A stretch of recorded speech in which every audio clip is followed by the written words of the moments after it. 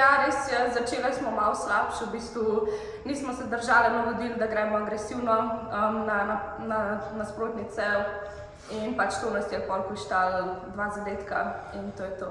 Če bi na začetku se borile tako, kot smo se druge 2 tretjine bi lahko zmagale, mislim, da drugo leto pa bomo močnejše, bolj pripravljene, upamo, da tudi bližje domu, da ne bomo imeli jetlaga in bomo bolj pripravljene, da bomo lahko šle v više.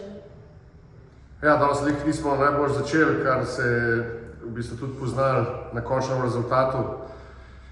Potem, ko so punce malo k sebi prišle pa začele prevzemati odgovornost pa igrati, smo pač naredili tudi preveč izključitev, tako da nekako se nismo mogli čisto vrniti v tekmo.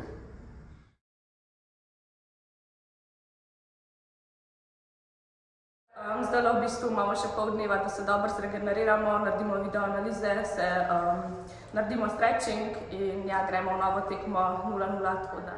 Imamo na srečo trenera, ki nam pomaga z jogo zjutraj, da se zbudimo, da strečnemo se. Imamo vrhunsko fizioterapevtko Petrico, ki nam pomaga.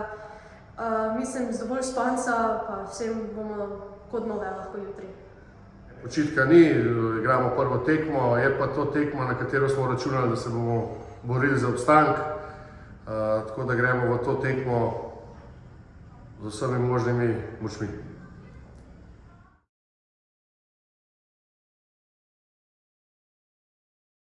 Sem že kar dolg časa s puncem skupaj, kogar sem že v garderobi jim omenila, se je v tem času kar nekaj generacij zamenjalo. Nekaj nas je še ostalo teh, recimo ta starih oziroma cepresk, ki še vztrajamo. Tako da ja, ponosna sem, da sem lahko del te zgodbe in se mi zdi, vsako leto napredujemo in je zelo super biti spet zraven po enem letu premora pa doseči 50. tekmo.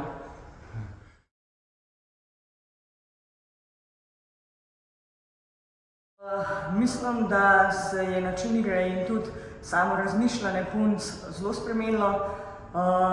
Tudi letos s to neko svežo, mlajšo trenersko ekipo mislim, da smo šle še nek korak višji, tako da mislim, da je zelo lepa popotnica za naprej.